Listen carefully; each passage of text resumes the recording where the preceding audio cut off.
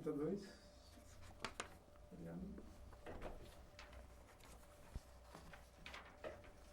Foi bom porque eu já vou deixar para os próximos, está tudo escrito.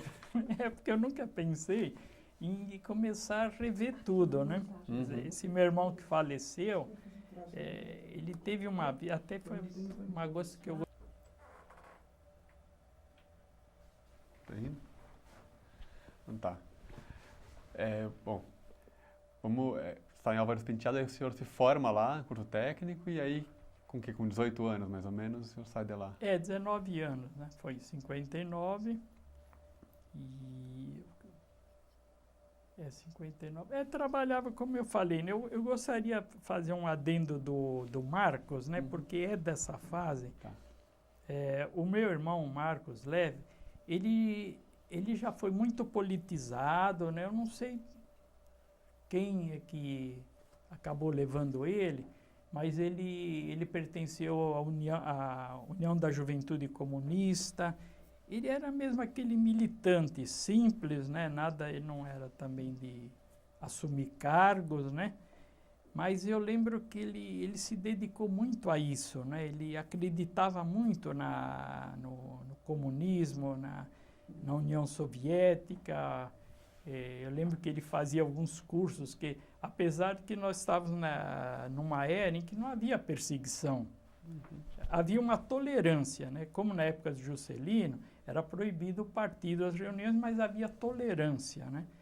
E meu irmão chegou a ter até reunião com Marighella, né? Quer dizer, ele era muito focado na política e eu ia atrás dele. Né? Tinha uma manifestação e eu ia junto. Eu lembro que a gente foi colher assinatura, quer dizer, não podia colher assinatura pela paz, contra a bomba atômica, né? Quer dizer, eram as contradições, né? Eu lembro que a gente estava pegando assinatura e veio um cara do DOPS e falou, vocês esperam aqui que eu vou fazer não sei o quê, né? A gente saiu correndo, né? Ia esperar ele. Mas era assim, eu ia a reboque dele. Eu sou franco dizer, eu nunca tive uma atividade como ele, né? Mas ele sempre acreditou muito, né? Participava. E hoje até me recrimino, porque depois que aconteceu tudo aquilo, né? Da União Soviética, eu ficava muito que metendo pau, desfazendo, né? E depois que eu percebi que aquilo foi a vida dele, sabe?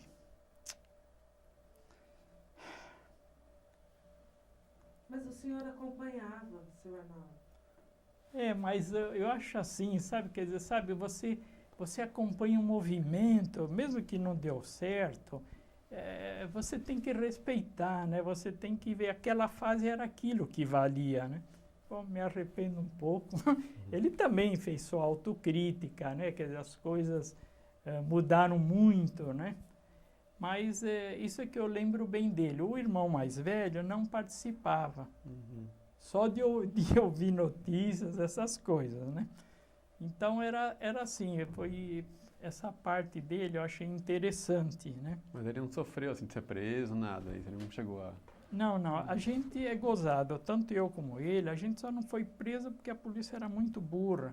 Porque a gente fazia a escrita da Livraria das Bandeiras, que era do partido, tinha o Notícias de Hoje, tinha, acho que a Editora Vitória, que tinha no Rio e em São Paulo, e milagrosamente a gente a qualquer momento esperava que eles viessem em casa, porque primeiro ele fez, depois eu fiz também. Até quando parava qualquer pessoa em frente em casa, a gente já tinha medo, né? Mas é gozado, eles não perceberam, graças a Deus, essas firmas todas, né? Então não chegamos a nunca ser ameaçado, né? Não houve essa... Eu tive só um colega, né, que trabalhou comigo, eu tive um escritório de contabilidade no meio dessa confusão, né? Meu irmão tinha um escritório de contabilidade no Bom Retiro, em casa, e depois ele foi trabalhar numa firma e passou para mim o escritório. Que foi uma desgraça, eu detestava a contabilidade, né? E era muita... Eu justamente peguei a fase da Revolução, onde entrou muitas leis, sabe? Começou a haver muita exigência, né? Quer dizer, foi uma coisa muito... A gente ficava de madrugada preparando o balanço, porque houve prazos, né, determinados. Mas então o meu irmão justamente ele foi para uma firma, coisa. Eu fiquei com o escritório. Eu não sei se eu estou pulando muito para cá, para lá, mas é que a gente vai lembrando, né? E aí eu tive a brilhante ideia com um amigo de fazer uma livraria de livros raros e usados. Porque ele dizia que ele entendia de livros raros, né? E foi até engraçado, eu achei uma loja na galeria lá na Barão de Itapetininga, que era uma loja que estava parada, né? Era de uma corretora, né? Era um ponto espetacular, né? Mas não era para estar vendendo livro usado, né? E essa loja ficava em frente ao Calil, que esse era famoso, né? Até hoje, né? A gente até brincava que ele era árabe, né? Eu era judeu. E quando a gente estava lá, foi a Guerra de 67, né? E o pessoal brincava, né? Como é que vai ser? Eu falei, eu vou lá, eu jogo um tijolo na vitrina dele, ele joga na minha, mas a gente nunca deixava para lá. Então era de frente ao Calil. Olha. Mas o Calil era o Calil, ele era tradicional nesse ramo. Eu lembro que cheguei até a viajar uma vez para o Rio, porque disseram que tinha uma biblioteca muito grande para vender. E eu não sei, a gente tinha uma ilusão, porque não havia nem dinheiro para comprar essa biblioteca. Eu fiquei pensando em arrumar algum dinheiro. Quando chegou no dia do leilão, quem estava lá era o dono da livraria São José, que é o maior livreiro do Brasil, né? E ele, no primeiro lance, a gente caiu fora, né? Ele falou, dou 1.000 e já deu para a gente, né? Então, nessas... Era engraçado que a gente, em vez de comprar livro em São Paulo, eu e esse meu sócio, a gente chegou a alugar um quarto em Copacabana, era turismo, né? Para fazer de conta que a gente ia comprar livros no Rio de Janeiro. Essas loucuras que não têm explicação, né? Nem como psicólogo eu vou conseguir explicar como é que a gente fazia isso. E ainda se dava o luxo de ir de avião. Quer dizer, não ia para frente mesmo. Né? Mas, então quer dizer que isso foi primeiro contabilidade, foi você receber nas suas mãos assim, um escritório, na época de 64, por aí, né? E depois você resolveu abrir um negócio de isso foi livros. até 68, mas aí eu pus pus 2 moças para tomar conta, para passar para elas, né, ver se eu me livrava do escritório. Essa que é difícil você se livrar, porque você precisa estar com tudo em ordem, as escritas, para passar para alguém. Nunca estava em ordem, né? Faltava isso, faltava aquilo. Bom, no final, e aí justamente foi em 69, tinha o Jurandir Pereira, era um livreiro especializado em livros soviéticos. Gozado, pouca gente sabe, ele importava livros da União Soviética para física, para engenharia. Eram livros que no Brasil custavam, de uma editora normal, R$20, eram vendidos a R$3. O livro soviético era muito barato. E ele justamente... quando eu falei que eu queria desistir da livraria, ele se interessou pelo ponto. Aí ele praticamente entrou de sócio, mas eu já estava esgotado. Aí eu quis sair e eu passei para ele, fizemos um acordo até muito bom. E aí justamente eu fiz meu sonho, que era ir para o Rio. Porque ir para o Rio de Janeiro era uma coisa assim muito forte. Fora aquelas viagens de coisa...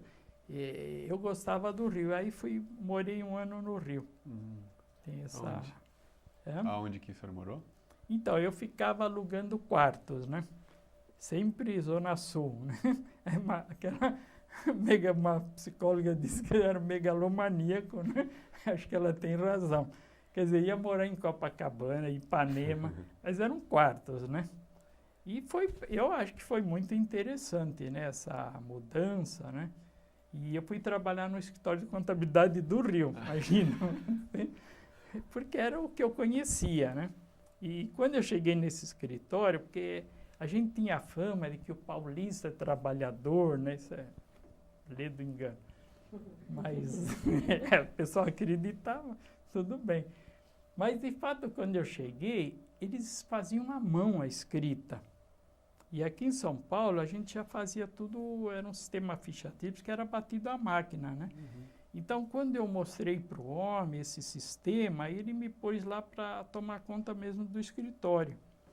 Eu tinha uma porcentagem, né? E fiquei lá um bom tempo, né? Até na hora quando eu falei que agora eu vou tirar férias, ele disse para mim, você não é funcionário, você é autônomo. E aí a gente brigou, lógico que eu tive que sair, né? Depois de um ano. Depois de um ano. E aí é gozado, eu não consegui arrumar outra coisa, acabei voltando para São Paulo. Quero saber, quando que o senhor sai da casa dos seus pais a morar sozinho? Como é que é essa passagem? Então, meu pai tinha falecido justamente em 69. Isso acho que também ocasionou uma... Eu desconfio o falecimento dele, eu estava com a livraria, meu irmão ainda não tinha casado, morava com a minha mãe, então acho que foi uma oportunidade de poder sair de casa. Né? Quer dizer, antes não sei, não havia essa... quer dizer, o dinheiro que a gente ganhava era todo dado em casa. A gente, aliás, tinha esse costume de o salário era todo dado para o meu pai e ele que ia dando quando a gente precisasse, né? Mas com, eu não sei, falecimento dele, a livraria estava no meio... Então foi fácil poder ir para o Rio, tinha meu tio, né? E minha mãe aceitou bem essa parte, né? De poder ir para o Rio, né? Seu pai faleceu do quê, Arnaldo? De câncer no pulmão, né? Fumava muito, meu pai. Senhor Arnaldo, então o senhor estava no Rio, voltou para São Paulo, seu pai faleceu ou não? Foi antes? Foi antes. Foi antes. Foi antes. Por isso que eu digo, houve essa... É uma coisa assim de querer sair fora das coisas, né? Então foi depois. E aí o senhor voltou e foi morar onde? Quando o senhor volta para São Paulo? Então, voltei a morar com a minha mãe. Aí, nessas alturas, a gente morou na Rua Prates. 17 anos foi onde a gente fixou bem. E, como eu tinha dito antes, foi uma fase em que todo mundo estava trabalhando. E, então, a gente também ficou mais arraigado no lugar. Não era casa própria, era uma casa alugada, né? Então, eu voltei. E aí... Voltou a mesma história. Meu irmão queria se livrar de uma firma onde ele trabalhava. É puramente isso. E me colocou no lugar dele. O que era a firma? Era uma malharia de um judeu argentino. Né? Quer dizer, eu nunca eu ganhei tão bem na vida, mas ele era louco total, né? Era daqueles neuróticos de guerra mesmo, né? Então, meu irmão sempre arrumava isso, aí tem um bom lugar para você, porque o homem não deixava ele sair. Deixou ele sair porque pus eu no lugar, né? Depois eu tive que arrumar outro. Enfim, eu fui trabalhar com essa pessoa, então era assim, ele respeitava muito, né? Mas era de novo, era para a mesma profissão.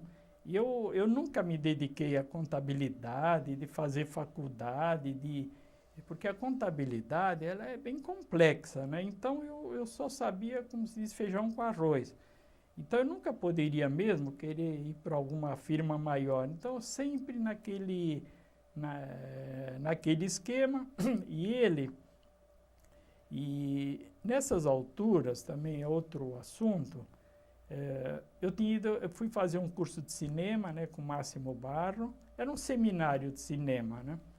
E depois do seminário, aí a Álvares Penteado fez um curso livre de cinema que depois virou o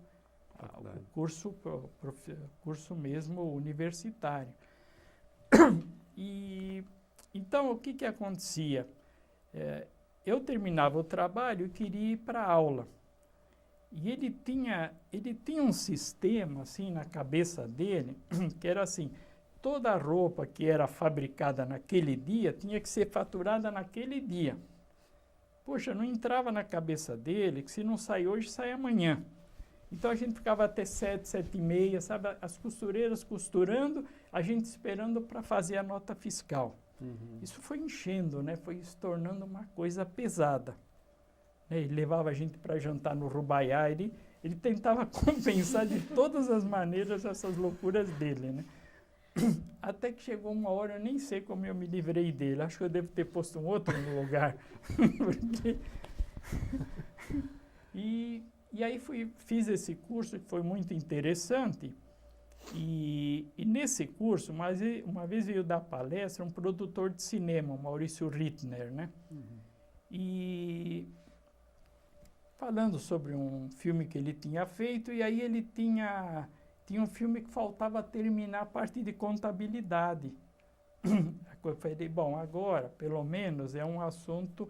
E aí eu falei para ele se ele ia fazer mais alguma coisa, mais algum filme que eu gostaria de participar. Aí ele falou, não, nós vamos fazer um filme, estamos já fazendo o argumento, você vai poder participar desse trabalho, né? Então, ganhava muito pouco, né, também. Tanto assim que eu ia trabalhar numa outra malharia, que era um outro lugar que meu irmão trabalhou. Parecia uma perseguição, né? Mas aí não é que ele saiu, ele apenas me falou, o senhor Isaac está precisando de um contador. Tá bom. Então eu fiquei lá e ficava... Qual era o filme? Era Árvore dos Sexos, né? Ah, filme famoso. Era um filme do autor português, né? Então foi legal, né? Aí eu podia participar, né? Porque eu colaborava muito. Então eu ficava cuidando da parte financeira, da parte da escrita. Do filme. Então era interessante porque esse filme foi feito em São José do Barreiro, que é no meio da Rio São Paulo. E então a gente tinha um acordo, né, com o Expresso Brasileiro. A gente tinha que pôr as pessoas no ônibus conforme o nível dos artistas, é lógico, né? Porque tinha o pessoal do Rio, era da Globo, era o Felipe Caroni, Nadia Lippe, Ney Santana, tinha um pessoalzinho assim, que já então eles vinham do Rio, e eu em São Paulo ficava, que nem uma vez tinha uma cena, tinha um prostíbulo mesmo no filme, né? E a gente tinha que arrumar as figurantes, né? Então a gente foi mesmo no lugar adequado, né? Foi numa boate, e já se conhecia uma moça que conhecia as outras, então a gente tinha que fazer isso. Era eu e o Gozzi, né? Que hoje coordena o curso da Álvares Penteado. Então era muito diferente, né? Uma atividade meio maluca, de pôr a turma no ônibus. Os filmes, porque naquela época era assim, você filmava, e aí você pegava o filme, mandava para Líder aqui em São Paulo, né, você tinha que pôr no ônibus, chegava na Líder, a gente levava, eles revelavam, a gente de manhã cedo colocava no ônibus, mandava, o diretor era o Silvio de Abreu, né? Aí eles viam o filme, se ficou tudo bom, aí continuava fazendo as cenas. Hoje mudou tudo, né? A Jéssica sabe, é melhor do que eu. O diretor já está vendo o que vai sair. Então foi uma coisa muito boa, agitada, né? Você ganhava pouco, mas se divertia, né? Como fala. Então foi uma coisa assim, eu queria fazer cinema, então esse era foi um jeito de poder participar, né? Agora o diretor, coitado, teve sérios problemas financeiros, né? E então quando a gente chegava lá, e já o ambiente já estava pesado, eles não tinham recebido, quer dizer, teve que lidar com tudo isso, né? Mas o filme ficou famoso, assim, né? O filme aqui ficou bem... Não é do assunto, né? Mas o grande erro dele, que o sócio dele era Cinedistre, o Massaini. E ele brigou com o Massaini, e o Massaini preferiu perder dinheiro e podar o lançamento do filme. Então foi uma pena, né? Era uma coisa que podia ir mais adiante. Depois da experiência que eu tive, é ir para o Rio atrás de todos os artistas para eles assinarem, pagar e assinar os recibos, né? Então fui na casa de todo mundo, né? Foi uma coisa assim meio maluca, né? Sempre tinha maneira de chegar até o Rio, assim, né? Sempre tinha maneira de chegar. E foi nesse filme até aquele o Cadu Moliterno, por exemplo, né? Ele começou fazendo uma pontinha, aí uma das atrizes, ela puxou ele para Globo e aí ele foi, né? Eu sei que foi gozado. Depois desse filme, todo mundo começou a se ajeitar. O Antônio Petrin, que estava aí meio parado, todo mundo começou a aparecer mesmo, né? Nossa, mas o senhor então estava num lugar, estava nesse filme, estava na Rua Prates, que era também um movimento buchicho, né? Grande, político, né? Até o Prestes ficou ali. Sim. Foi. Então o senhor estava no meio de um monte de coisa, né? Essa parte, você diz, a parte de... Porque isso foi em 76 já. Aí eu morava com a minha mãe, os 2 irmãos tinham casados, né? E o senhor estava morando com sua mãe, era o senhor e sua mãe só? Aí era eu e minha mãe já. E de fato, meus irmãos tinham que ajudar, né? Porque eu não estava bem financeiramente, né? Não havia grandes ganhos, né? Nessa parte, né? E aí, esse filme encerrado, o que o senhor foi fazer depois, quando acabou? O filme, por isso que eu digo, apesar de tudo, ele não influenciava muito, né? Porque eu não ficava lá o tempo todo, né? Eu ficava mais acompanhando porque eu queria, né? Depois, deixa eu ver. Assim, depois disso, eu também tenho uma fase, assim, que eu fiz muita terapia. Eu não sei, eu gostava muito de terapia, eu toda hora estava enfiado em grupo, eu gostava mais de fazer grupo. E fui fazendo, até uma hora que a Maria Soeiro, né, a terapeuta, porque eu ficava no final, eu ficava quase que um observador do grupo, né? Então ela falou para mim, Arnaldo, por que você não vai fazer psicologia? Se você gosta, você saca, ela achava que eu sacava, você saca já as coisas, só que isso já não é mais terapia, então vai... E aí foi que eu fiz um vestibular na Paulistana, e eu digo, milagrosamente eu passei. Mas quando que era isso, Arnaldo? Só para entender, mais ou menos. Quando que era no tempo isso? Isso era em 77 para 78. Foi nessa fase. Porque eu estava afastado dos estudos, né? Eu nunca mais tinha visto nada de nada. E quando eu cheguei lá, no meio de toda aquela meninada, né? Eu falei, não vai ter a menor chance, eu não sei como eu passei. E aí eu, então, fui fazer o curso de psicologia. E nesse meio tempo, aí também meu irmão, ele me arrumou para trabalhar na Adidas. Ele ia trabalhar lá, mas ele não quis, então fui eu no lugar dele. E foi, lógico, uma época boa, era uma firma, uma multinacional, né? Então, eu não era contador, existia um contador, quer dizer, eu tinha mais que preparar documentos para o Rio, então isso deixava mais tranquilo, né? Eu era apenas uma pessoa de confiança, eu tinha uma procuração, né? Quer dizer, era mais uma coisa assim, não exigia tanto assim aquela minha preocupação, né, da contabilidade. E então eu fiquei na Adidas até 1980, 81. Aí eu quebrei a perna, dei esse azar. Eles tiveram que optar entre 2 pessoas, optaram pela outra pessoa e eu saí. O senhor quebrou a perna como? Hã? O senhor caiu? Eu tinha justamente ido no enterro daquele tio que eu falei do Rio. E na volta eu desci, a gente, em vez de pegar um táxi, quis economizar, né, de ônibus, e correndo na rua eu pisei num buraco e quebrei não muito forte, mas quebrei, né? E me imobilizou num momento ruim, né? Mas é gozado que foi a melhor coisa que aconteceu, assim, de ter saído da Adidas, né? Porque, de fato, como contador, eu não via futuro para mim. Se eu saísse da Adidas, eu não teria nenhuma outra opção. Então, o que aconteceu? Eu saí da Adidas e dei uma pequena parada, aí eu ficava fazendo bicos, né? Então, os fiscais do Estado, por exemplo, eles vão fiscalizar as firmas, eles trazem os livros e, na verdade, eu que fazia eu ficava procurando os erros, né? As coisas.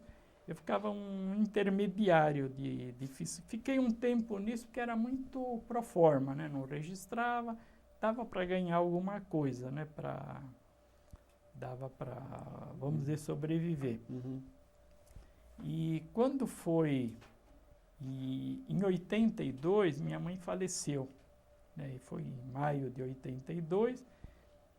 E coincidiu, né? Porque, bom, antes disso, para falar alguma coisa, não gosto de falar muito da questão de político, mas eu, como era contador, eu fui trabalhar com o Goldman, né? Uhum. O Goldman tinha uma construtora normal, ele nem estava na política, né? Para mim, ele é acima de qualquer suspeita mesmo, não do ponto de vista de ideologia, né? Agora, mas ele era uma pessoa. Então, eu fui ser contador dele, né? Mas ainda a nível não de trabalhar interno, né?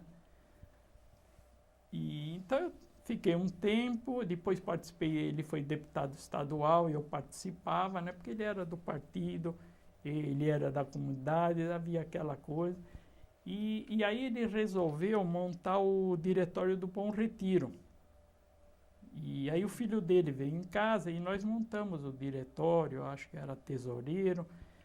E foi na campanha de 82, foi a campanha do Montoro, Uhum. né? Era o Montoro Maluf.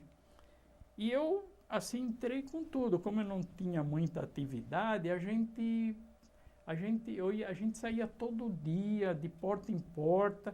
Eu fui fazendo a campanha inteira, sim, porque primeiro também aí é uma parte social, né?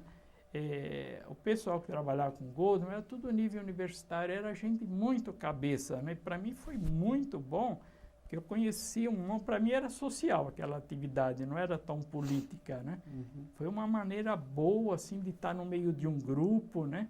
Mas também havia essa coisa de derrotar o Maluf, né? Que a gente estava empolgado. E quando entrou o Montoro, entrou o Goldman, né? O Resque, o Tenório, entrou todo mundo, né? Bom, nessas alturas, eu também fazia um estágio na penitenciária do Estado. Eu não sei até hoje como eu fui parar, por que eu fui lá na penitenciária, porque eu não conhecia ninguém. Mas estágio do quê? De psicologia. Ah, então você tinha se formado já, estava se formando. Estava formando, Tá. estava no meio do caminho. Eu nem sei, acho que eu li uma reportagem, tinha um repórter policial famoso, e acho que eu li uma reportagem sobre a penitenciária e me impressionou aquilo lá. Eu posso só perguntar, a gente segura rapidinho, só perguntar como é que foi esse período da faculdade, que o senhor não contou muito essa experiência e tal, só para entender um pouco. Como foi a formação. Entrar, como é que foi essa coisa nova aqui, depois de um tempo sem estudar?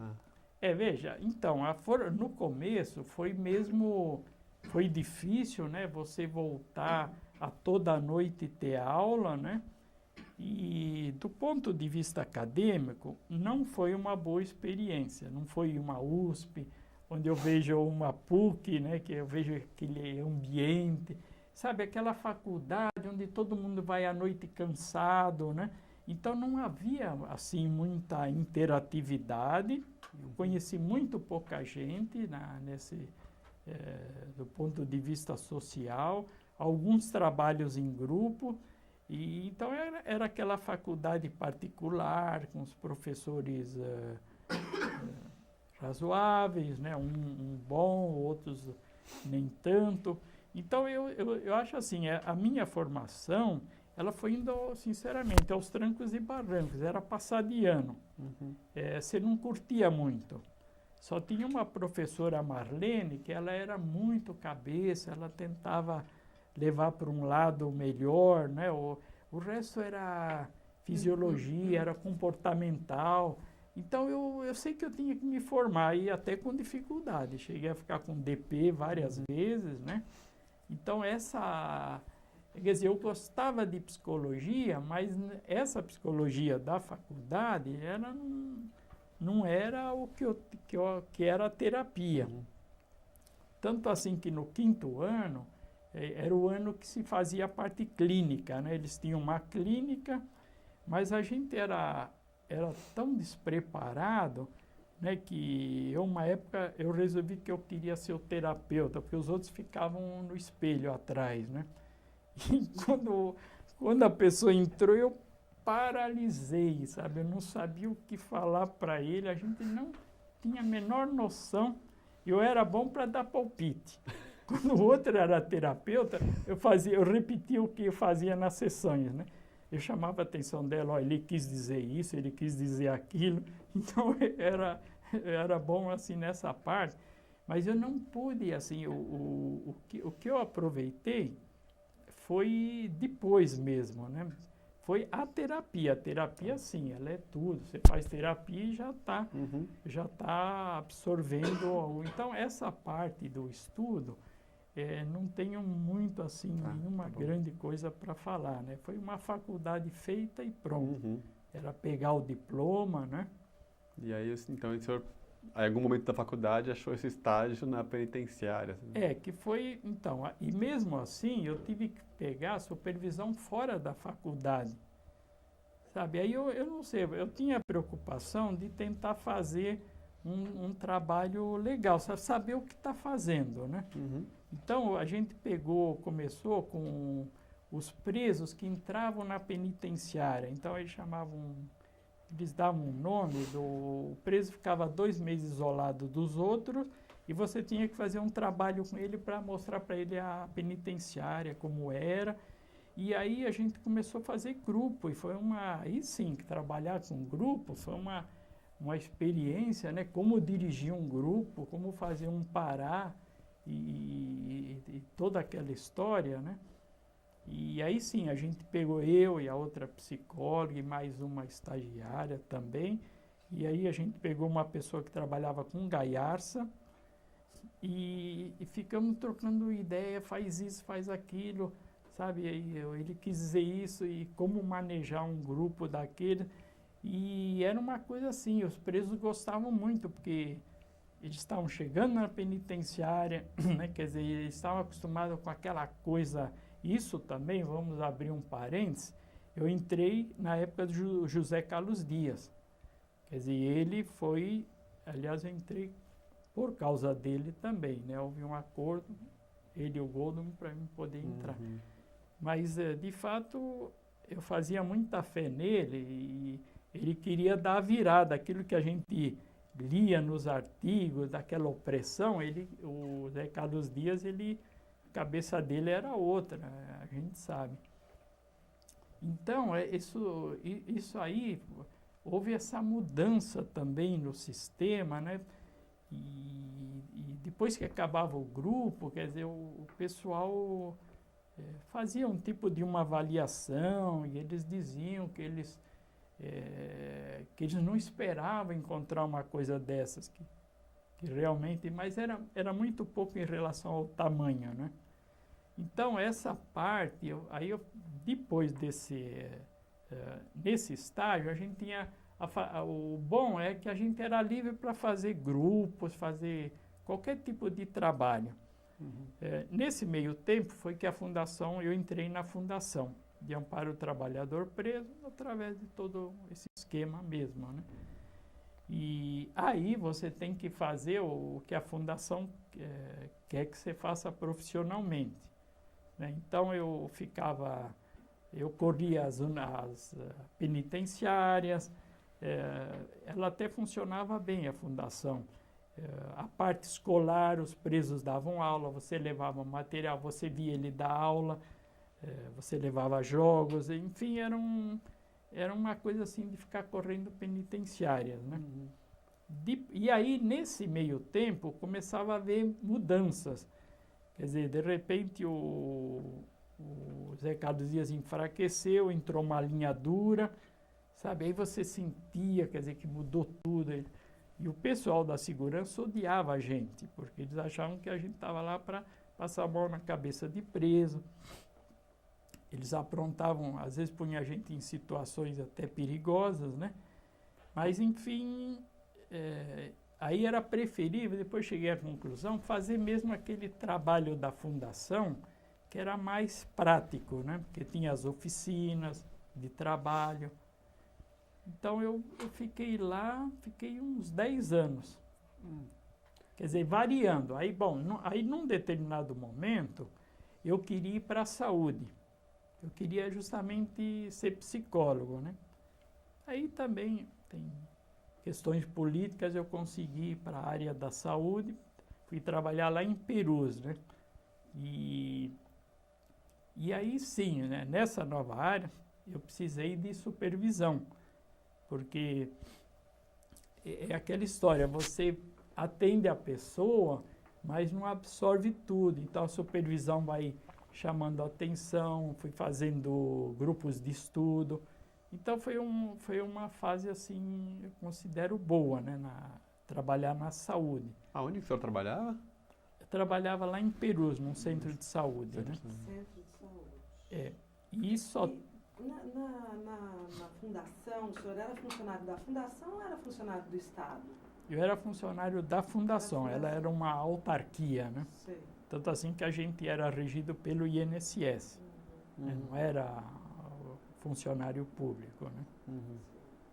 Era agora é concurso, na época era mesmo indicações, né?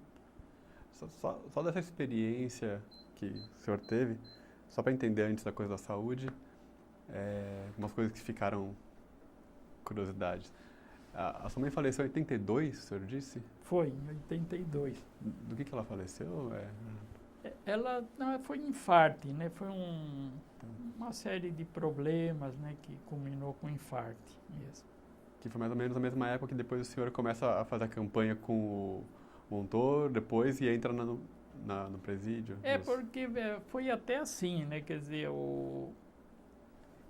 por isso que eu digo, essa parte política não era como hoje, né? Hoje o ambiente deve ser terrível.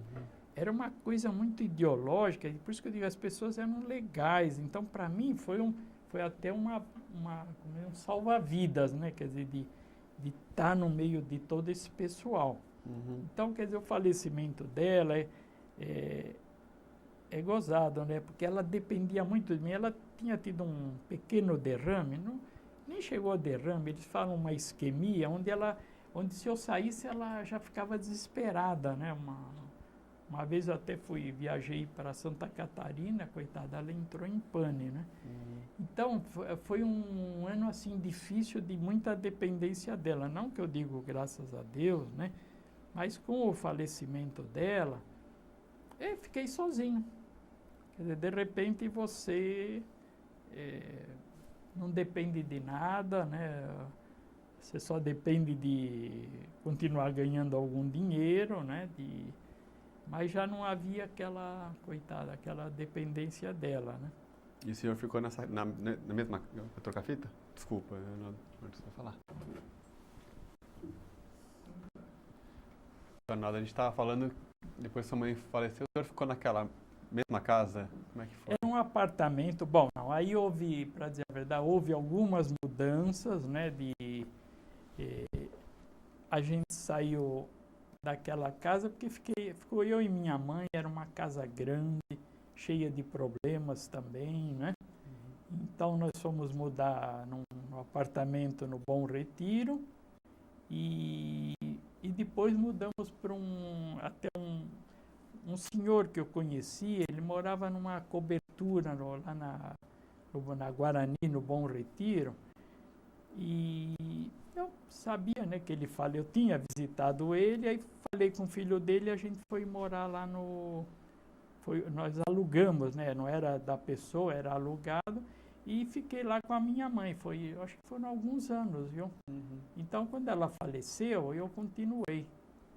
Na verdade, era pequeno, era quarto e sala, eu dormia na sala, né? Montava lá minha Em que ano cama. ela faleceu? 82. Ela acho que tinha 70, talvez 71 anos, né?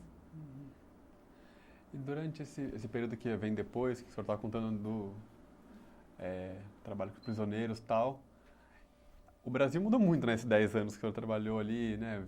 Democracia e tal. Como é que foi essa mudança? Você foi acompanhando isso, trabalhando lá dentro? Como é que foi para o trabalho do senhor? Assim? Então, o sistema, bom, aqui veja, a gente começou com Montoro.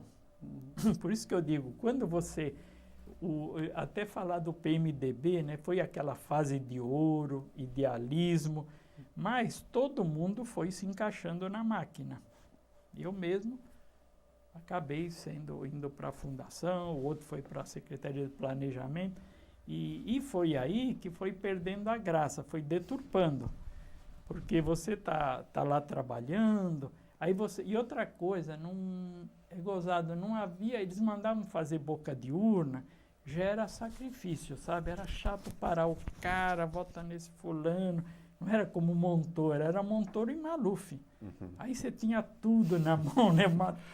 O Maluf servia até para isso, né? Para você ter entusiasmo, né? De poder ir contra, né? Então, de fato, e o PT, lógico, acho que foi o Suplicy até pelo PT, se não me engano, né? Então, depois disso, o Goldman tinha um sistema que ele reunia as pessoas, debatia projetos e tudo mais. Ele não tinha muita força no Montoro, não. A força do Montoro era o Serra, o Fernando Henrique, era o grupo da Associação Católica, não é isso? Parece que eles tinham, eles eram de uma parte dos católicos progressistas, depois lógico. foram fundar o PSDB, né? Depois foram. Então, aí que começou a cair a parte social. Já não se reunia, né? Quer dizer, aí a outra eleição, você lutava, quer dizer, depois veio o Quércia. Você lutava para ele ser eleito e você continuar lá. Porque eu acho até que não tinha outra alternativa, né? Mas também era tudo ligado. Eu digo até que eu dei tanta sorte, né? Que a turma, quer dizer, passou o Quércia, era PMDB, depois veio o Fleury, quase por um triz. No último dia de apuração, a gente estava louco, né? Porque, lógico, ele perdeu, vai tudo de embrulho, vai emprego. Infelizmente é isso, né? Você acaba virando, dependendo, não é concursado, né? Mas aí entrou o Fleury, depois entrou o Covas, né? Parece, aí o Goldman já estava no PSDB, então tudo bem, continua, né? Depois o Covas foi, eu não sei quando ele faleceu, acho que foi em 90 e pouco, 92, 93, né? Que o Maluf volta depois, né? Não, Maluf não volta. Foi Covas, foi Alckmin, né, que também era tudo do mesmo grupo. Bom, aí foi quando eu saí, então... Mas, de fato, a parte política, infelizmente, acabou totalmente, sabe? Eu, pelo menos, não via a menor possibilidade, até porque era engraçado, né? Porque quando o Goldman foi para o PSDB, então uma das assessoras dele falou: Arnaldo, você mora em Pinheiros? Aí eu morei também, eu fiz um roteiro aí de São Paulo que... O que o senhor fez? Que eu ficava alugando quarto, nossa mãe, eu ficava mudando daqui para lá, uns 6 meses aqui, 1 mês lá. E na época eu estava em Pinheiros, agora você vai no PSDB de Pinheiros, vai lá no diretor, eles não deixaram entrar. Então já não eram partidos, eles eram, o pensamento de todos os partidos era assim: você está no poder, quanto mais gente, mais você tem que dividir. Então eles não queriam que eu entrasse, nem eu, nem ninguém. Isso até o Goldman subir depois, né? Mas aí a parte política ficou assim muito ruim, né? Eu não penso mais como eles, né? Não tem nada a ver com nada. Sim. Então foi uma pena para mim, porque era bom participar, né? Mas não tinha mais nada. Até então, seu trabalho com política era voluntário, era um trabalho voluntário. Tinha lá o trabalho como psicólogo, mas o trabalho como militante era voluntário. Olha, era assim, como eu falei, depois do Montoro, eu não sei se era tão voluntário, você tinha que estar lá presente para se garantir, sabe? Então, uma época, por exemplo, o Serra, ele era secretário de planejamento, e então o que fazia? Ele tinha um assessor, ele convidava os diretórios, e a gente ia lá para fazer número, para dizer, olha, eu estou aqui, eu faço parte do grupo, e sabe, você pensando, né, você tem que pensava no futuro um pouquinho, né? Então não havia, nem era voluntário porque ninguém ganhava nada, mas havia um interesse, né, de que a pessoa está te vendo, né? Porque, não querendo entrar em política, né? Mas era a gente sentia gozado. O Quércia, por exemplo, eu tinha uma experiência boa, sabe? Quando você ia ver o Quércia, ele tinha prazer em receber as pessoas, todo mundo, sabe? Aquele político tinha prazer, sabe? Não é aquele cara... O Serra não conseguia nem mesmo disfarçar a insatisfação de ter que falar com você, né? Aquela cara assim, né? Meio... Sempre aquela cara. Então, não, era uma coisa que você tinha que ir, né? Não tinha outro jeito. Você tinha que estar no meio do pessoal. O Goldman, aí já estava em outra esfera, ele estava em Brasília. Então, a gente não... Eu tinha, de vez em quando, algum contato, alguma coisa, sabe? Mas não se fazia nada, né? Então, eu acho que foi uma perda grande não poder participar, né? De coisa. Foi chato isso. Arnaldo, só trazer um pouco dessa história que está lá atrás. Os seus irmãos, nessa época, já assim, depois da 80 para frente, o que eles estavam fazendo? Trabalhando no quê? Estavam casados? O que eles estavam fazendo nessa época? Então, o Samuel, como eu falei, ele sempre trabalhou em vendas, né? Ele, depois da Olivetti, ele foi para, chamava Dismac, porque é gozado, o ramo de vendas, ele tem uma particularidade, quando você trabalha em firma grande, é gozado, quando o gerente de vendas, ele ia para que nem eles foram para a Sharp, ele puxava todo mundo. Então, era como um grupo que você ia trabalhar na Sharp, agora eu vou para a Prológica, aí puxava todo mundo na Prológica. Então, meu irmão teve uma fase boa, assim, pegou uma fase da informática, né? Meu irmão teve uma fase boa e eu considero, né, um bom casamento, os filhos estudavam muito bem, né? Estavam direito. O meu irmão Marcos, coitado, ele vivia um pouco naquele passado da política, né? E ele, como ele não desenvolveu a parte de contador, né? Então, ele trabalhou primeiro, ele teve uma fase boa de trabalhar com, eu lembro o senhor Nussim, que era uma pessoa muito agradável, né? Uma pessoa, você precisa ter essa sorte, né? Depois ele foi trabalhar, aí tem uma coisa assim, que a gente chama judeu Askenazim e Sefaradim. Askenazim é o europeu e Sefaradim é o judeu árabe. E é uma diferença muito grande de pensamento, não é que um é melhor ou pior, sabe? A maneira de se comunicar é muito diferente. O judeu europeu é mais assim, acessível, mais afetivo até. O judeu árabe, ele é muito seco, eles são assim muito objetivos, né? E meu irmão ficou 30 e poucos anos nessa firma, onde eu sei que ele não estava bem, né? A mulher do dono trabalhava lá, ela irritava muito ele. Coitado, meu irmão, essa parte dele foi sempre, coitado, aquela queixa de estar num lugar onde ele não crescia nada. Ele até que ganhava bem, meu irmão. Mas ele, não sei, eu acho até isso. O fato de não ter mais política nenhuma para fazer, ficou concentrado na família e no trabalho. Quanto à família, eu não sei se a gente pode falar.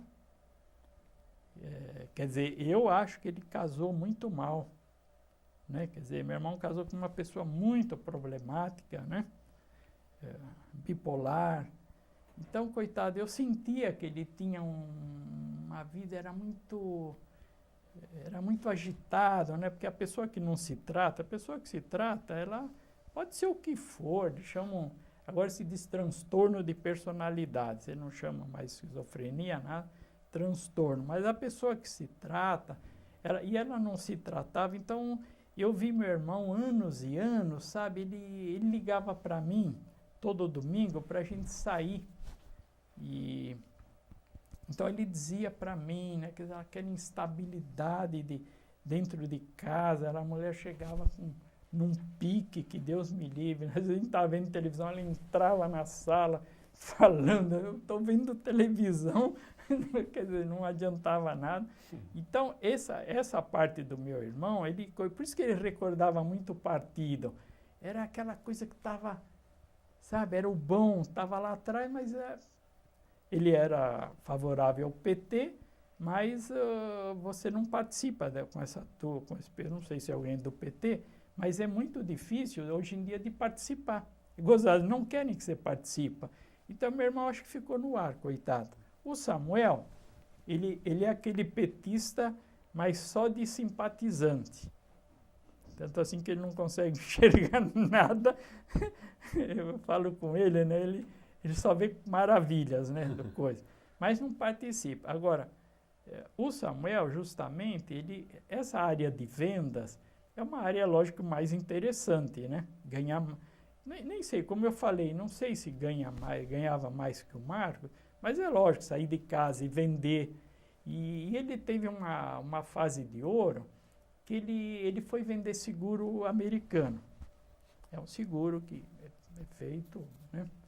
Não é como feito aqui, é um outro, mas é uma área assim que se ganha muito dinheiro, né? Mas aquela higiene, enquanto eles estavam bem, né? Ninguém esperava por tudo aquilo, né? Mas e aí meu irmão teve uma fase que era assim, ganhava prêmios, viajava para fora, uma hora eles iam para o Canadá, outra hora eles iam lá para esses lugares que a gente chama exóticos, né? Essas ilhas, não sei o quê, a firma pagava, né? Então, o Samuel, sim, deu uma virada. Quer dizer, ele tinha chance de estar viajando para a Itália, para cá, para lá, tudo por conta, era um sistema da firma, você atingiu a produção, então você ia lá, ganhava a tua medalhinha e fazia aquela festa toda, né? Então, essa parte, e os filhos estudando bem, a filha direito na São Francisco, o outro na FATEC. Então, o Samuel, ele teve mais sorte, né? E o Marcos justamente chegou uma hora, assim, ele primeiro ficou muito doente, né? Teve um problema que diabetes, né? Que aconteceu, e ele ficou quase uns 2 meses no hospital. Quando ele saiu, ele disse que não aguentava mais trabalhar e pediu para eles mandarem embora e fazer um acerto, né? E isso foi assim, né? Quer dizer, eu acho que, não sei até onde influiu nessa doença, né? Mas essa parte deles que eu posso dizer, foi isso, né? Tá bom. Eu queria então voltar um pouquinho você contasse esse momento que você começa a circular por São Paulo, alugando vários. Qual foi esse momento? Como é que foi essa experiência? E até quando parou isso? Quando parou. Porque foi assim. Bom, vamos ter que falar o seguinte. Em 95, eu estava lá no centro de saúde, aí voltei para a penitenciária feminina, mas aí fazendo laudos criminológicos, que era uma coisa muito chata, sabe? Quer dizer, pegar aquelas meninas, ficar aplicando teste, e você ou vai para condicional, ou fica onde está, que era terrível, né? Você dizer para ela, quer dizer, ou, para dizer a verdade, não reprovava mesmo, tinha medo. Mas, enfim, era um trabalho assim, era uma coisa que era um faz de conta, na verdade, né? Quer dizer, não era trabalho... eu só tinha assim, ao sábado elas faziam teatro e eu então me dispunha a ir na penitenciária e ficar com elas. Precisaria que alguém ficasse. Aí era legal, eu me dava muito bem. Algumas eu já conhecia de outra penitenciária, né? E também eu tive uma fase boa, que eu ia toda semana para a Feminina de Tremembé, fazia um jornalzinho com elas. Então era coordenar para o jornal sair. Uma queria meter o pau na diretora, aí você tinha que fazer um jeito de que mudasse um pouco aquela conversa. E a diretora querendo saber de mim, como é que elas estavam comportadinhas. Você ficava no meio dos dois, né? No meio a autoridade e o preso, né?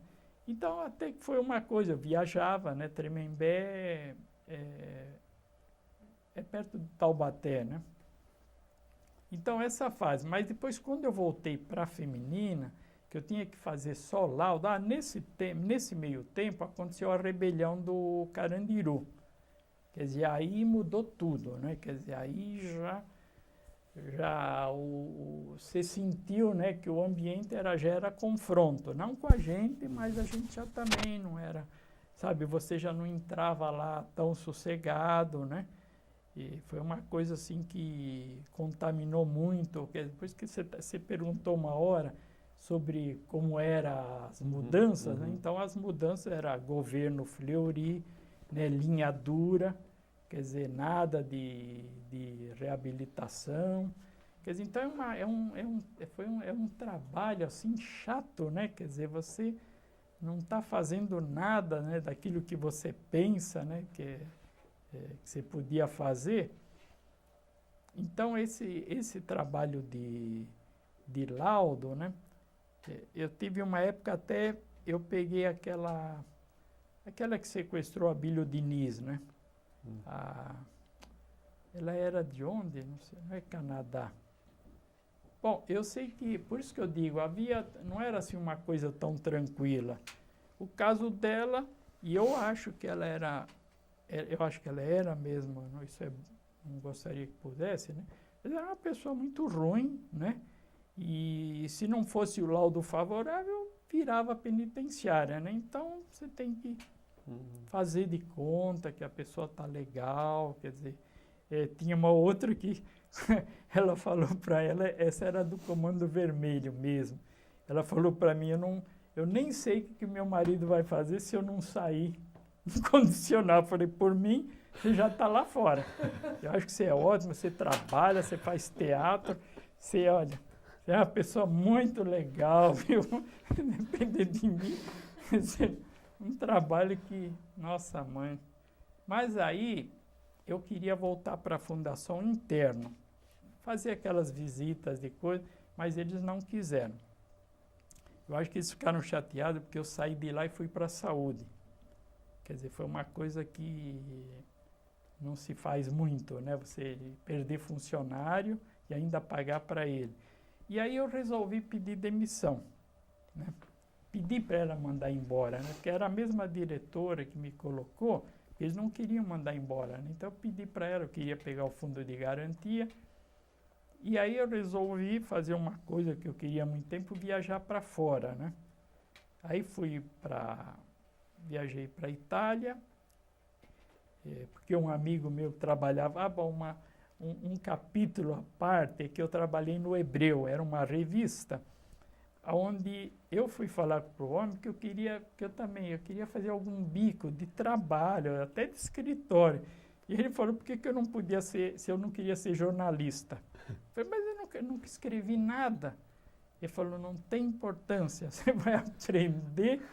E aí foi gozado. O primeiro trabalho era um senhor que era professor, né? E ele veio lá da România, da mesma terra que a minha mãe. Quer dizer, ele escreveu sobre ele, eu tinha que transformar aquilo numa linguagem acessível. E ele era anticomunista, ferrenho, e eu tinha que... Então ele falava, malditos comunistas, eu fui tirando. Mas foi um trabalho assim engraçado, porque você lê e você tem que transformar, foi uma experiência, né, numa linguagem para a pessoa ler. Fora essa questão de tirar mesmo, essas coisas que ele falava, não poderia publicar, né? E, então esse foi o primeiro trabalho, transformar a entrevista dele numa coisa boa, sabe? Não era bem uma entrevista, era como um material que ele deu para ser publicado. A partir daí, aí eu comecei a fazer, era assim, o hebreu ou hebreia do mês. Quer dizer, alguém da comunidade, ou que tinha muito dinheiro, ou que fazia mesmo algum trabalho comunitário. E aí foi interessante, né? Porque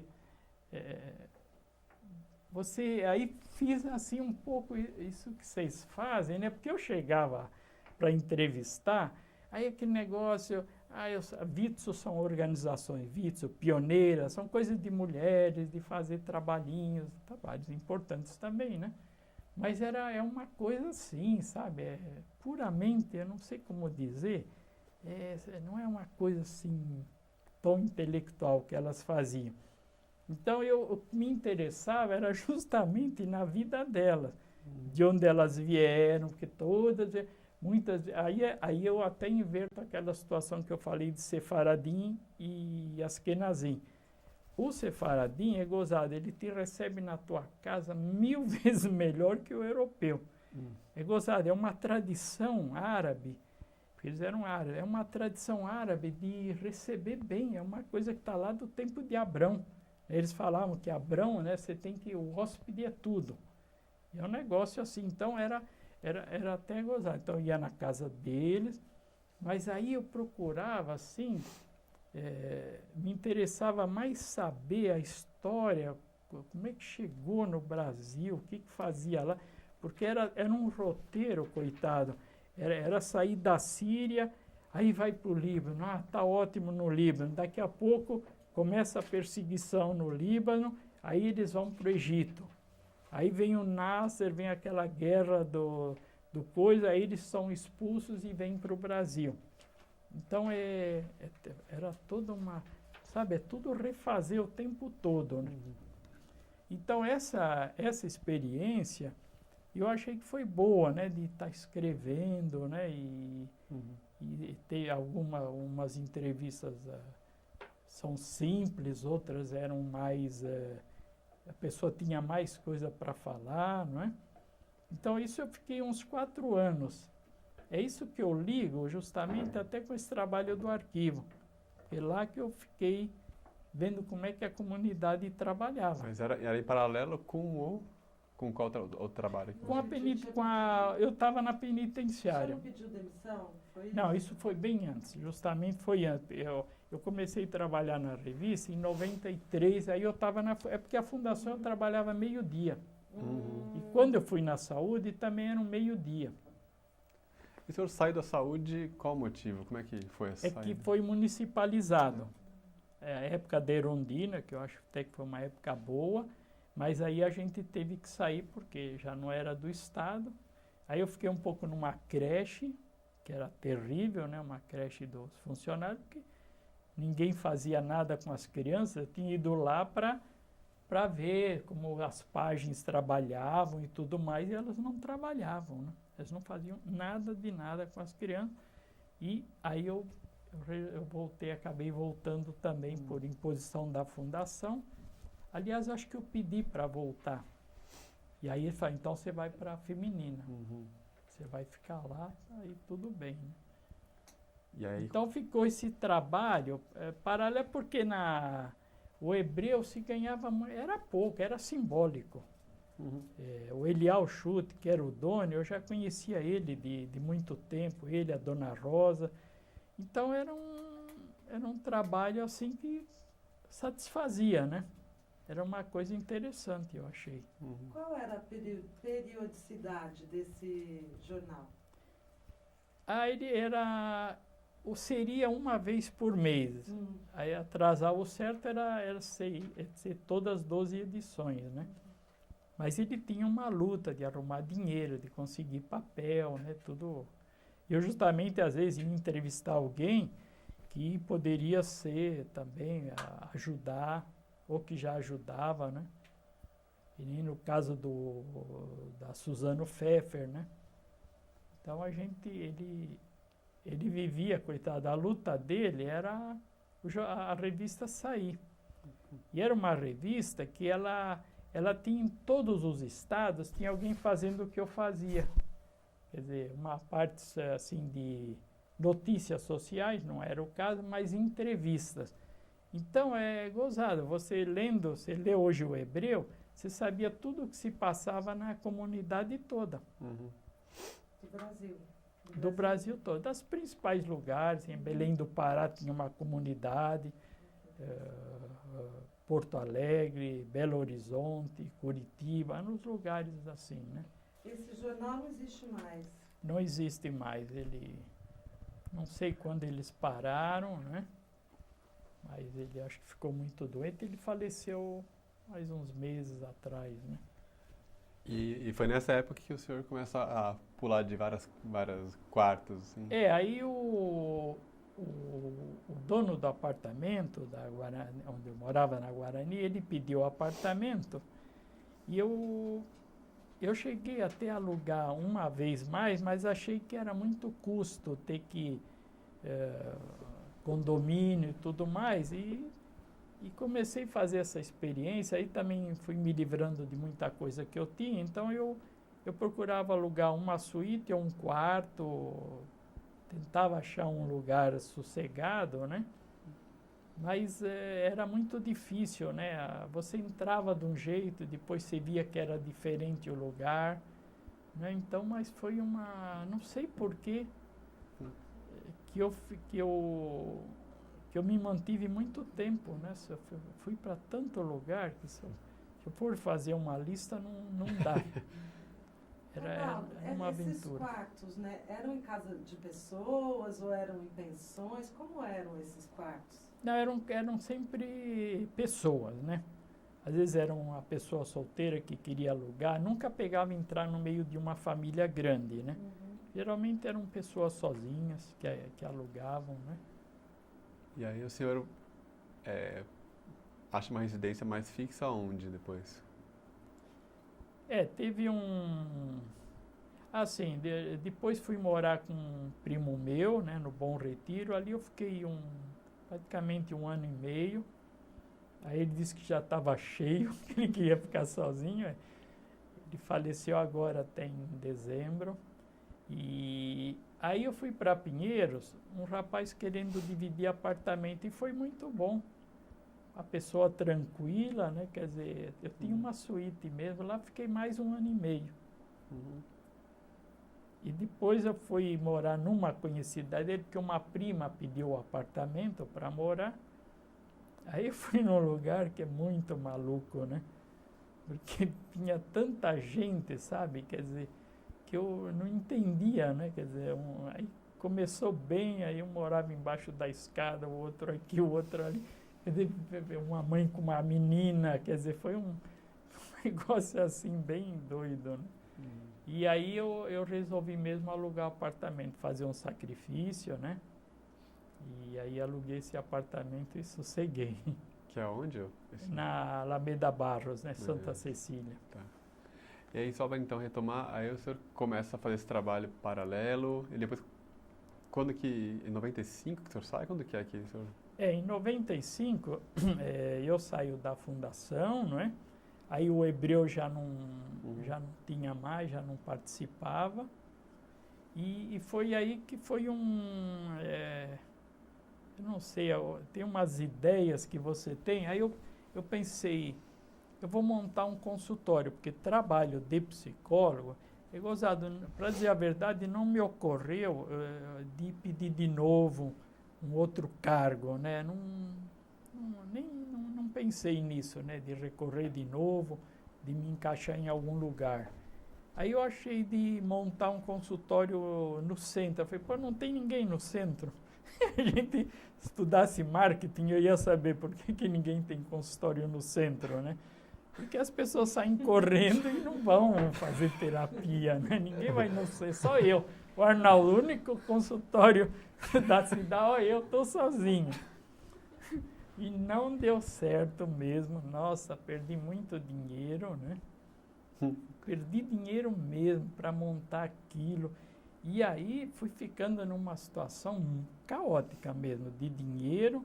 Dinheiro todo acabou, tanto nessas viagens, não tanto mais, lógico que eu gastei muito.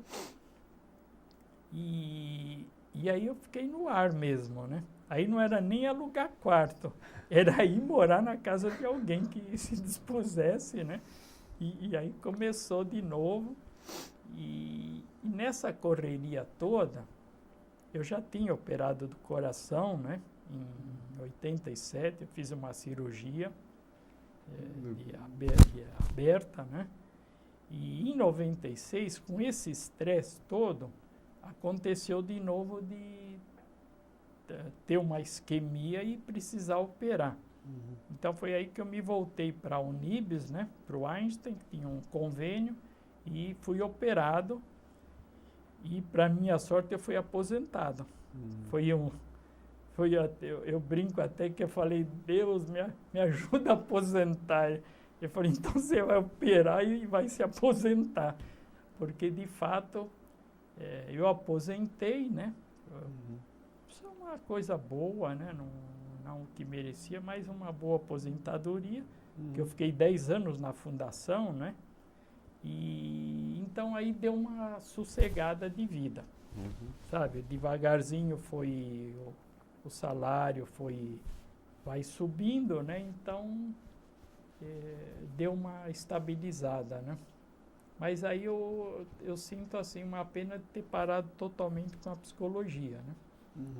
É uma coisa que hoje eu me conformo já, né? Mas às vezes eu acho que, quer dizer, todo aquele estudo, né, é um pouco perdido, né? Não tem jeito, né?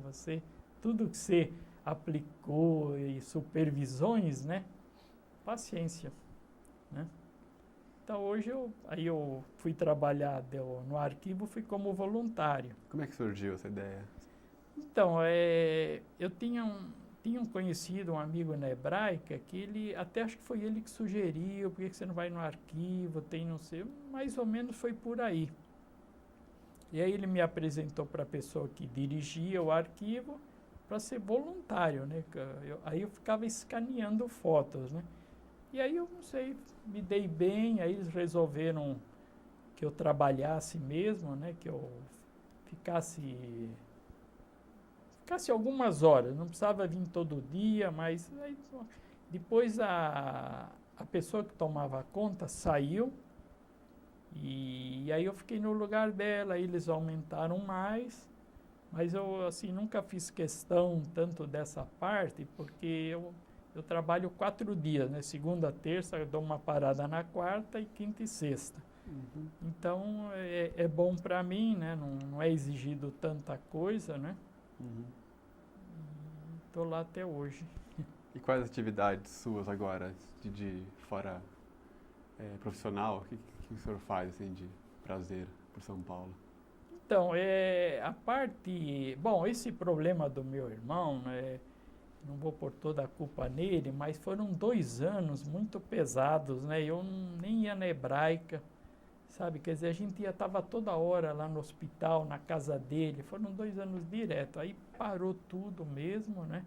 Eu ia muito na Hebraica, de fim de semana, encontrar os amigos, né? Ou ver cinema. Mas, e agora eu estou retomando devagarzinho, né? O cinema continua a paixão.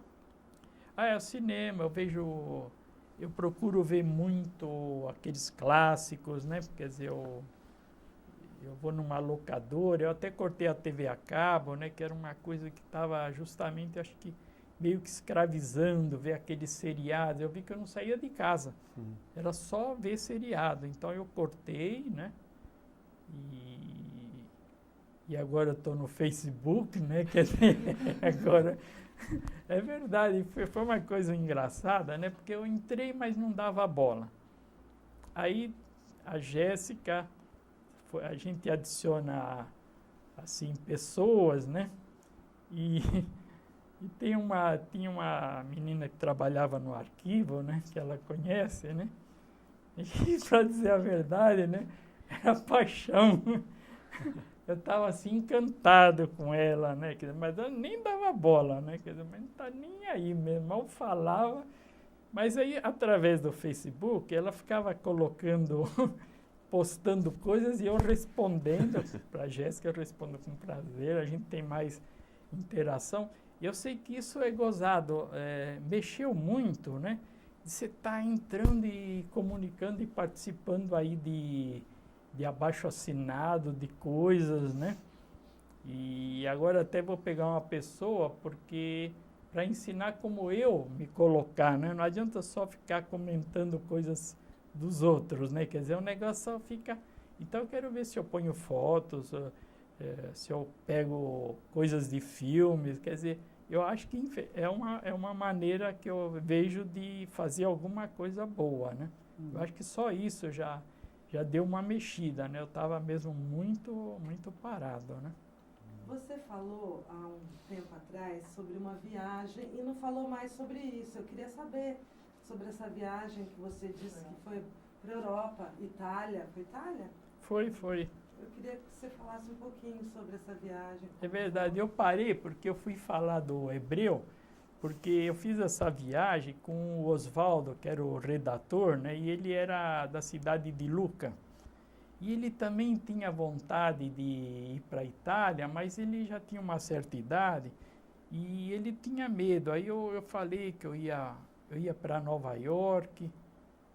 Aí, não sei, a agência falou, olha, se você vai para a Itália, vai para Roma, Nova York, sai mais barato.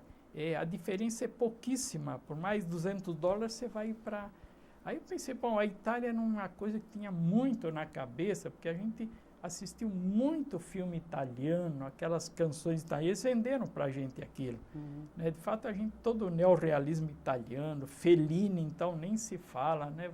Então, a Itália estava muito impregnada na cabeça. Então, até assim que quando a gente chegou em Roma, né? Vai aqui, vai ali. Aí eu queria ir para Rimini, lá a cidade onde ele nasceu, queria ver aquele grande hotel que ele fala. Falei, pô, vou ver, mas não era fácil, sabe? A Itália é gozada, ela tem uma montanha no meio que você não atravessa do lado de lá o trem. Aí eu vi que era complicado, você tem que reservar hotel, você tem que... Aí até fui com ele para Nápoles e... Aí depois ele foi ver a cidade dele, de Lucca, ele tinha parente, e aí eu fui para Nova York. Quer dizer, Nova York era aquilo, 500 livros sobre Nova York, né? Mas eu gostava muito mesmo. Nova York estava, porque meu pai esteve em 50. Em 50 ele foi visitar a mãe e a irmã, que ele não via há 25 anos. E ele contava coisas para a gente. Eu acho que aquilo mesmo, de fato, entrou na cabeça.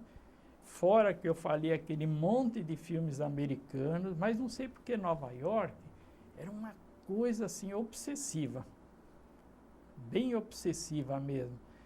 E aí, de fato, né, poxa, quando você chega em Nova York, né, atravessa, acho, não sei se é a ponte do Brooklyn, qual daquela, aí você vê o Empire State, né, que foi um negócio impressionante, aquilo lá que eu vi em fotos, em filmes, de repente está lá.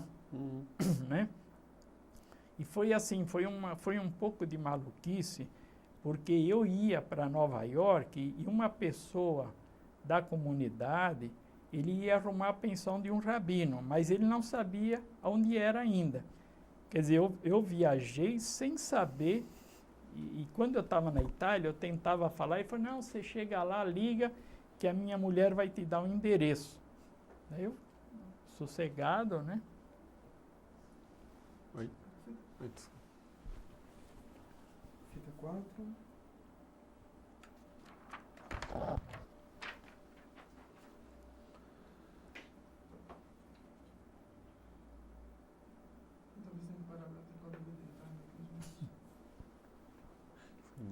Estava indo para Nova York. Então foi uma coisa que não se faz, né? Você chegar num país sem saber ainda onde vai ficar.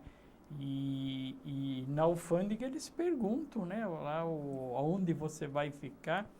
E foi até gozado, porque na fila tinha uma funcionária coreana lá do setor deles, e era gozado, a mulher era bem nervosa, né?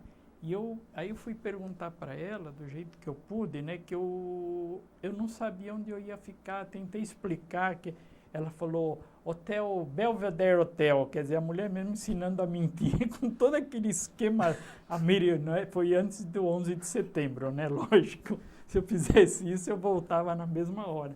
Então ela falou, Belvedere Hotel, ela me deu a dica, né? Eu cheguei lá, o cara perguntou onde eu ia ficar, Belvedere Hotel. Aí eu cheguei no aeroporto, eu ligo, aí a teteia da mulher dele saiu de casa. Saiu e não vinha. E eu no aeroporto, esperando. Aí chegou uma hora, eu sabia que era... Falei, sabe uma coisa? Eu vou... Tinha aqueles ônibus, né, que levam até Manhattan, levam para Brooklyn. Eu falei, eu vou até Manhattan, de lá eu ligo, né? Entrei aqueles ônibus comuns, né? Aí chegou lá, todo mundo foi descendo. Quando ele parou no centrão lá, chama Penn Station, aí ele falou para mim, e aí onde você vai? Eu expliquei para ele que eu não sabia onde eu ia, porque eu não tinha endereço. Ele desceu comigo, né? Foi um telefone público, aí achou a mulher, né? Então, aí eu fiquei, o mais interessante é isso, né? Eu fiquei num lugar que não era assim, tipo Manhattan, badalado, chama Crown Heights, né? É onde ficam os judeus ortodoxos, né? É uma comunidade só desse pessoal. Ortodoxo ou conservador, existe uma pequena diferença, né? Mas, aí você muda tudo, você sai na rua, você põe aquela kippah, e às vezes esquecia. Eu entrava lá numa lanchonete deles, ficava olhando assim, naquela ansiedade. Eu sabia que eu esquecia algumas coisas. Parece que todo mundo tem que ser igual, né? Se você não é judeu, eles não te cobram, né? Mas sendo judeu, você não está com a kippah, você não é religioso. Eu não era, sabe? Então, e aí foi assim, esse meu amigo, essa pessoa, né, que me arrumou tudo, né? Eu conheci o pai dele, na verdade, aqui no Brasil. Ele tinha aquele Rebbe Lubavitch, não sei se eu ouvi falar, é um rabino que ele assim ele tinha assim previsões, nada de milagre, mas eles consultavam ele para tudo. Ele criou toda aquela comunidade, ele mandou rabinos para o mundo inteiro, a missão dele era essa. Até para a Rússia, ele ficava mandando, e mandou para o Brasil, sabe? Ele tinha um carisma. E eu cheguei ele tinha falecido um ano antes. Mas como eu estava afastado de tudo, né? Eu via nas vitrinas, chamavam Mashiach Now, Mashiach é o Messias. Eles até pensavam que ele era um Messias. Que eles falavam, pô, ele era um Messias, e tamanha a força dele. Ele era um Messias e a gente não sabia. E depois eu mesmo fiquei até meio fervoroso, assim, por esse rabino, né? Então eu fiquei naquele meio, né, que era totalmente diferente. Aí eu pegava o metrô e ia para Manhattan para passear um pouco, né? E é engraçado, eu não tinha curiosidade em museu. Eu ficava andando pelas ruas tentando achar os lugares que estavam na minha cabeça, né? E o edifício da Chrysler, o Empire State. Quer dizer, eu não sei, eu não me peguei em visitar coisas desse tipo, que é até um absurdo, né? Os caras falam, você não foi no Metropolitan? Não, você não foi lá não fui. Então você é louco. Quer dizer, você vai para Nova York e não vai nesses lugares. Mas eu não sei, fiquei assim curtindo esse ponto, né? Quantos dias você ficou lá? Eu fiquei 14 dias. E aí, você foi em Manhattan, voltou para São Paulo ou fez outra? Não, aí realmente veio direto para São Paulo. E aí é que começou a confusão. Se eu tivesse ficado lá, teria sido melhor. Então, você tem trocado o DVD aí? Não, dá pra ir. Tá. Eu não consigo revisar o tempo. Tá bom. Não, a gente já está chegando perto do fim, tem mais umas perguntinhas, mas a primeira é, tem alguma coisa dessa trajetória que o senhor contou, que a gente não perguntou, que o senhor lembrou agora, queira contar, que tá no papel, tá na memória, que o senhor não foi perguntado ainda? Eu tenho a impressão que, eu acho que foi muita coisa, né? Eu gostaria só de falar um pouco mais desse meu tio, né, que a gente chama tio Moisés, que dessa figura, né, porque ele era militante, tanto assim que ele era aquele cara que seguia ordens, né? Eles, por exemplo, o partido mandou ele entrar na Klabin, justo na firma do Patrício, para formar uma célula comunista lá dentro. E sabe, era aquele cara assim que ia fazer isso, tudo estava no DOPS. Depois nós fomos vendo, o DOPS estava, nós estamos de olho, esse cara eu acho que está fazendo coisas lá dentro, ele fazia bandeirinha, ele fazia um monte de coisa, né? E ele ficou preso no Maria Zélia, né? Ficou lá no Eguerta, ficou com várias pessoas e fugiu antes porque teve um massacre no Maria Zélia, né? E ele, mais alguns, conseguiram fugir antes. Então ele tinha muita história, né? E era gozado, né? Porque ele quando chegava, sabe? Quer dizer, pra gente era um negócio espetacular a vinda dele, né? Porque a gente, como ele não tinha muito dinheiro, ele levava no restaurante judaico que a gente nunca entrava. Era lá no Bom Retiro, mas era tão caro que a gente nem entrava. Então, quando ele vinha, a gente ia comer aquelas coisas que os judeus gostam de comer, né? Então, era uma festa, né? Meu tio. Então, ele foi uma figura. Ele foi preso em 70 e pouco, mas não por grande atividade, né? Ele participou de uma reunião, eles foram lá, fizeram um aparato maluco para prender ele, mas falaram até para a mulher dele, aí não vai acontecer nada, mas ele vai ser preso. E levaram da casa dele, quando ele morou em Vitória, Espírito Santo, pelo partido, ele dirigia um jornal. Então, eles levaram o jornal dele com todas as recordações, a maioria já tinha até morrido. E, de fato, ele não foi maltratado. E quando ele foi embora, ele falou lá pro comandante, ele falou, olha, aquele jornal lá, vocês podem me devolver? Não, aquilo lá é material pra gente. Trocar o DVD. Pode? O senhor estava dizendo do seu tio. Esse tio, o senhor visitou bastante depois da infância ou só naquele período que vocês iam Não, pro então, Rio? ele vinha muitas vezes para São Paulo, né? Ele era representante comercial, né? Mas ele sim, você vê, ele não morava em São Paulo, a gente saía com ele pelo Bom Retiro, ele encontrando as pessoas, ele não discutia com ninguém de brigar, mas nunca. Sabe, quer dizer, ele é assim, ele ia encontrando os patrícios e conversando e falando, né? E ele contou um fato, você vê o que é um militante, né? Um militante que segue ordens, né? Então, por exemplo, o Febo Gicovati, que é tio daquele psicanalista, o Flávio, né? E que eu conheci também. O Febo Gicovati, ele virou trotskista. Então, o partido deu uma ordem que ninguém mais cumprimenta o Febos. Acontece que o Febos era amigo de infância do meu tio, do Renascença, estudaram junto, aquele amigão. E aí ele contou pra gente, o Febos vinha vindo e o Moisés, ele passou direto. Não cumpriu ordens do partido, né? Quando chegou na esquina, ele falou, eu tô louco. Como é que eu não cumprimentei o Febos? Quer dizer, era uma coisa, sabe, tão disciplinado, não era fácil, né, mas ele teve essa fase. Ele conheceu o Mário Lago, né, que fez teatro, televisão, Modesto de Souza. Então ele disse que às vezes ele encontrava eles no Rio e ficavam bolando de fazer um filme. Então, meu tio era assim, né? Era muita alegria, né? Então, ele foi uma figura muito forte. Quer dizer, quando ele chegava em casa, a gente, com todos aqueles problemas, era como uma, né? Quer dizer, mudava, né? Mudava tudo. E ele tinha uma coisa que era engraçado, assim, ele tinha, assim, uma afetividade. Então, tinha épocas, por exemplo, eu não estava trabalhando, você está deprimido, aí ele puxava a gente para o Rio. Puxava para ficar lá na casa dele, e ele fez isso comigo, com meu irmão, uma outra prima também.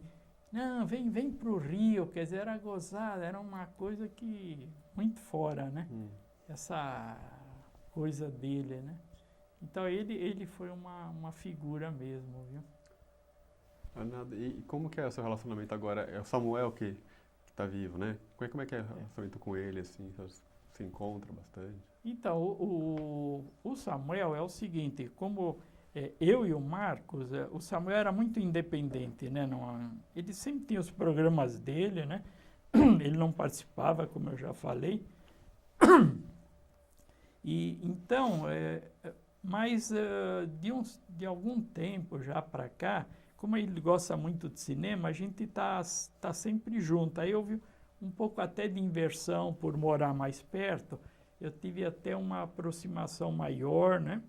Até porque era difícil ir na casa do Marcos por causa da esposa dele. Era um ambiente muito tenso, né? Então, nesse momento, o meu irmão parou de trabalhar, de vender. Então, ele me telefona todo dia, sabe? Querendo conversar, querendo ir almoçar. E ele acha que está com um problema mais sério de memória, né?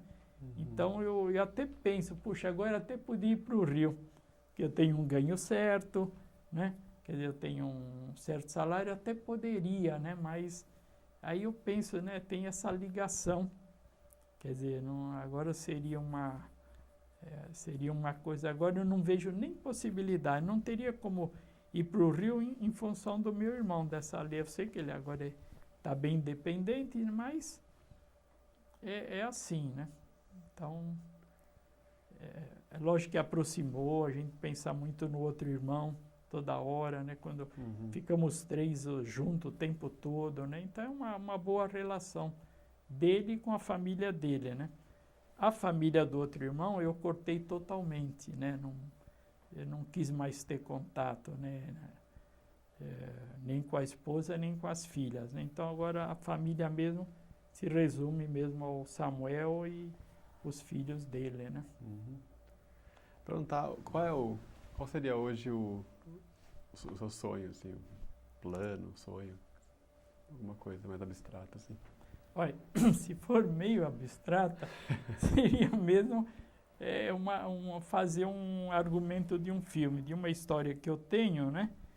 E eu já mostrei o máximo, disse que é muito legal, mas é engraçado que você tem a história montada, mas a parte de diálogos, o que cada pessoa pensa, é que eu vejo uma dificuldade enorme, né? Como é que você tem que, cada personagem você tem que fazer ele pensar, e isso é que eu acho assim, eu teria acho que me associar com alguém, né, que dominasse essa área, né?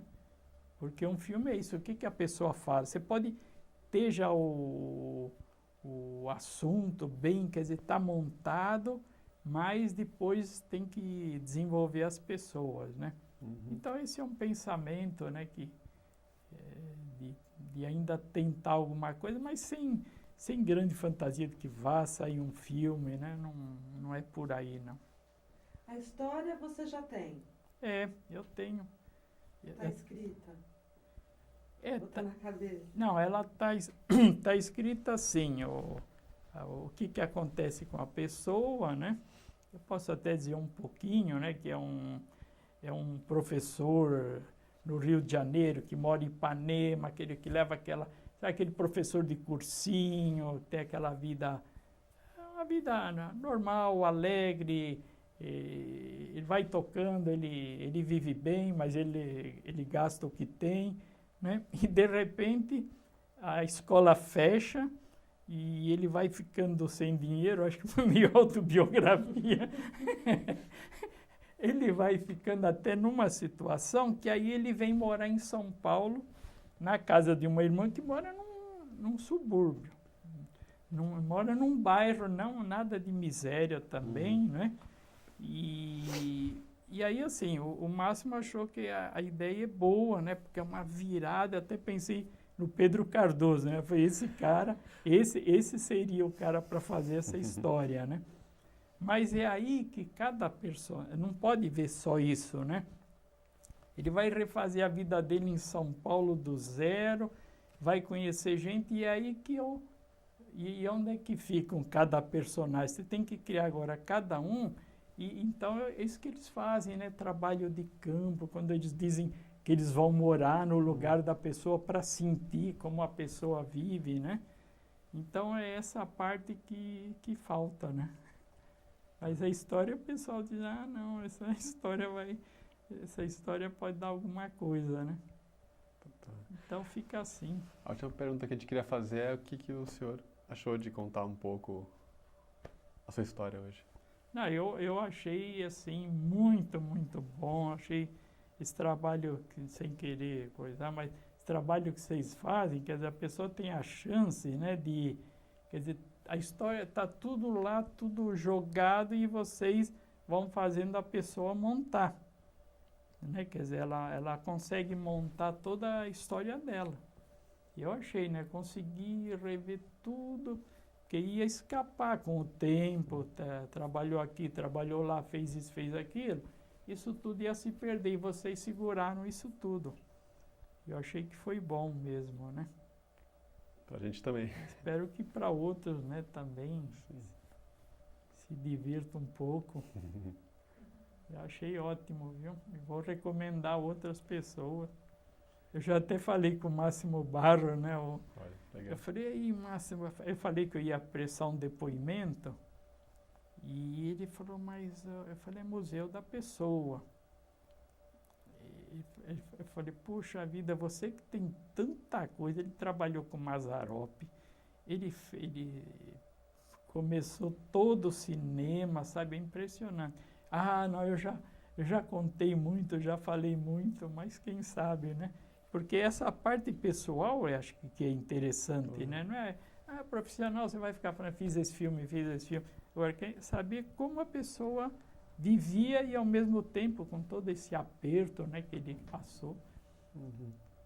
Então, vamos ver, quem eu souber aí, que eu acho que é interessante, eu falo aí com a Jéssica, né? Bom, Tá obrigado, ótimo. viu? Obrigado a Obrigado, Ana. vocês. Valeu. Sem cola, hein?